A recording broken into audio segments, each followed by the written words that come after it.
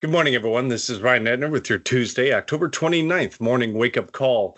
Harvest numbers are in, and they are well ahead of the five-year average. Again, as most would have expected, the corn harvest came in at 81%, which is far ahead of the 64% five-year average. And over in beans, harvest came in at 89%. So both markets now will consider a harvest essentially done unless there is a major weather event seen to harm the last few percent of harvest left to do.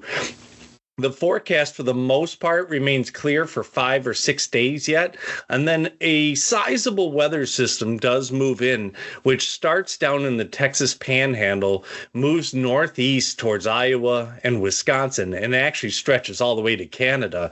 It's actually back-to-back systems that move through that area, with some of the top-end rain totals in plains, in Oklahoma specifically.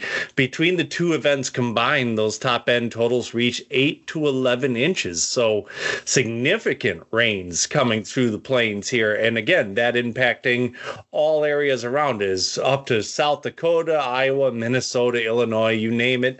It's two sizable back-to-back systems, which we'll keep an eye on here.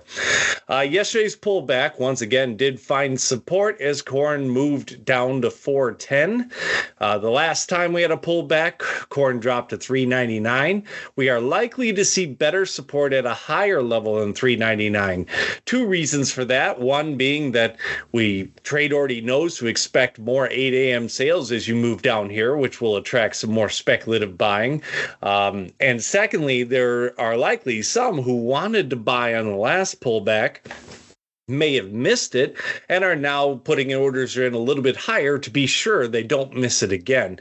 Now, that overall mindset does apply to beans as well. And looking over at the January beans, we see that our last pullback there was 980 and 3/4. So again, any level 990 or lower in Jan beans should start to find better support.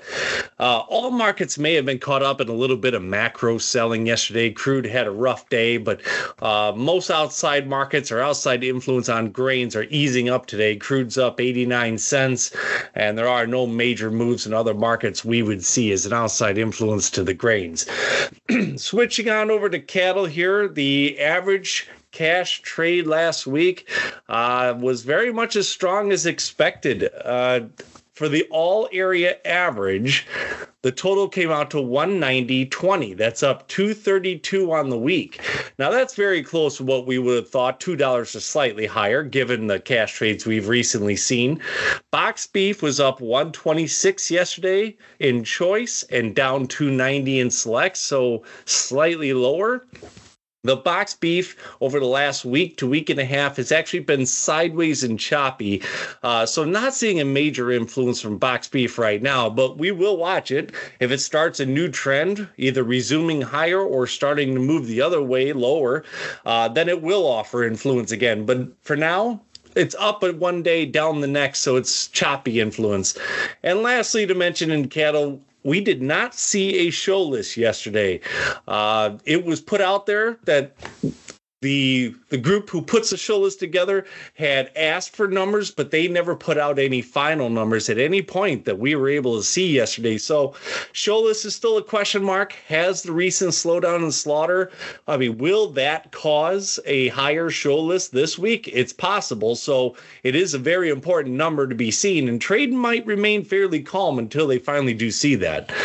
So that's what we have for everyone today. If you have any questions, you can call me direct at 815-578-6159 and continue listening to the morning wake-up calls.